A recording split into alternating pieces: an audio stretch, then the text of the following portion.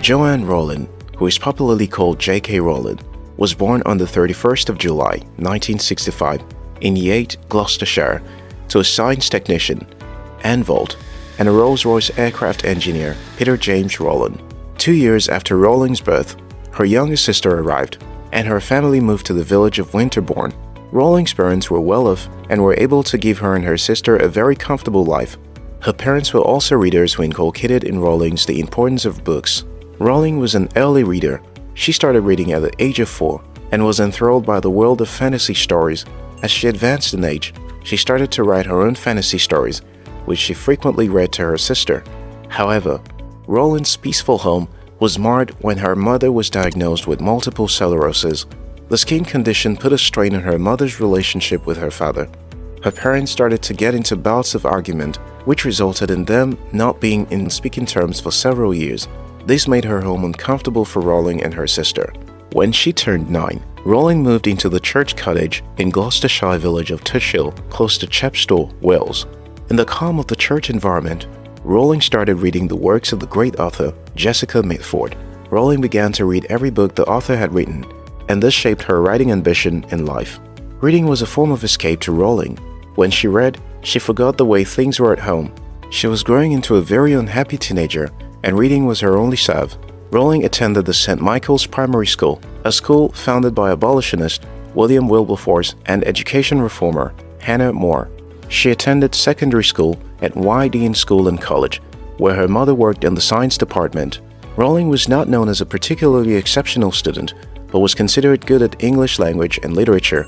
She took A-level examinations in English, French, and German, and aced them all. Her childhood interest in writing did not wane as she grew older.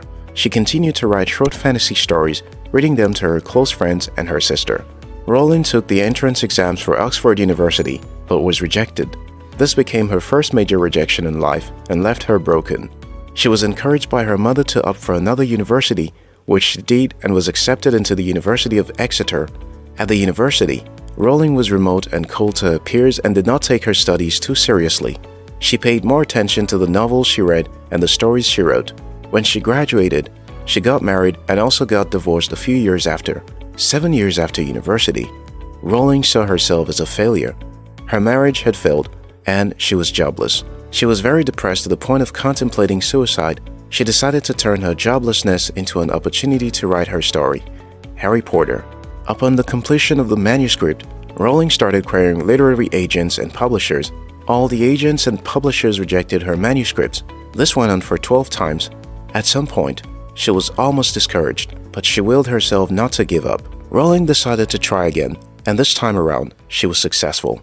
Presently, JK Rowling is the wealthiest writer in the world, with an estimated net worth of $1 billion.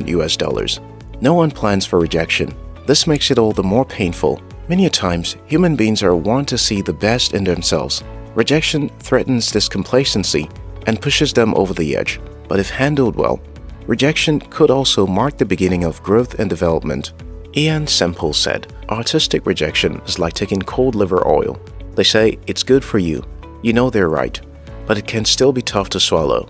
The fact that rejection can make you a better version of yourself does not diminish the fact that it hurts." Ash Sweeney said, "Rejection doesn't have to mean you aren't good enough. It often just means the other person failed to notice what you have to offer. Most times, people who reject you are the ones who misjudged you." James Lee Burke said, "Every rejection is incremental payment on our dues that in some way will be translated back into your work." Joanne Rowling handled her rejection with a measure of grace and fortitude.